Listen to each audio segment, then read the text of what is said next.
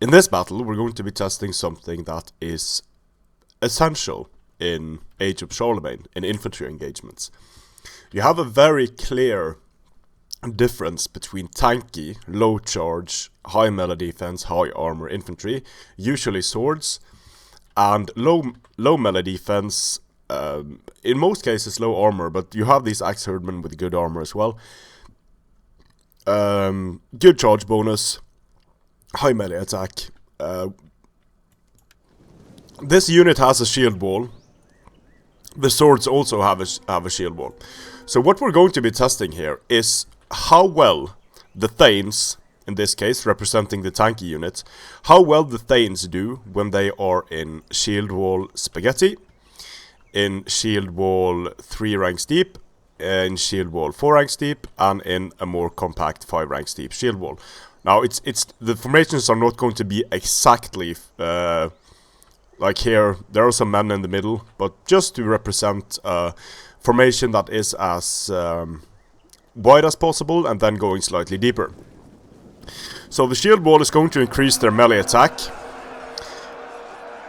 But if you look at the charge bonus here of the axe herdman, the axe herdman will on the charge have an 85 melee attack versus the 75 melee defense of the Thanes. So it's still better for the Thanes than if they had their vanilla melee attack value. But the main thing with the shield wall, in my opinion, is that the attack against infantry is increased by 10. So that increases the melee damage by 10. It increases the armor penetrating value of the sword up to 14. So now they are swinging at 50 melee damage, 14 armor penetration, and they will have 52 melee attack.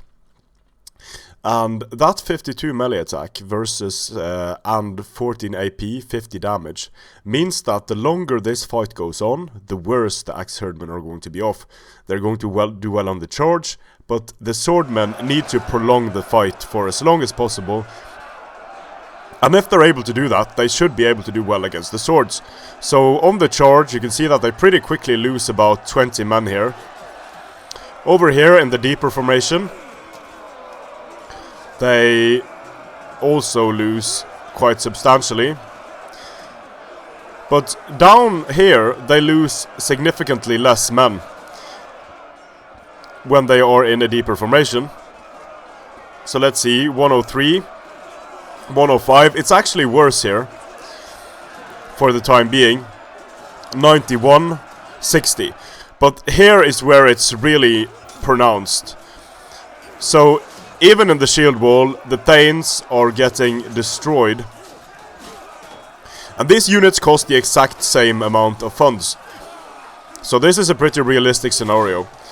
The Thanes getting defeated by the axe herdmen here in shield wall. So the shield wall helps them because they get absolutely slaughtered. Now this is interesting. Look at this. Look at this. Every single shield wall is winning. Every single shield wall is winning. But look at the difference in men remaining. So there are 40 Thanes remaining here. There are 70 Thanes remaining here. There are 84 Thanes remaining here. And over here the fight isn't over yet for some odd reason.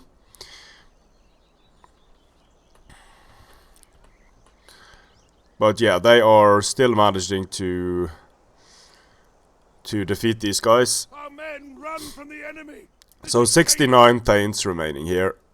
68, yeah. So by far the worst result for the Thanes was being 2 ranks deep, and that's expected because then more men are going to get hit by the charge bonus of the axe herdman. Then when you go 3 ranks deep, things are a lot better for the Thanes. 20 more men survive. When you go 4 ranks deep, things are also quite good for the Thanes, 63 men remaining.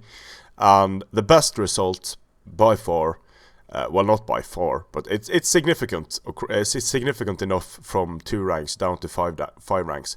5 ranks deep, the Thanes survive with 68 men remaining.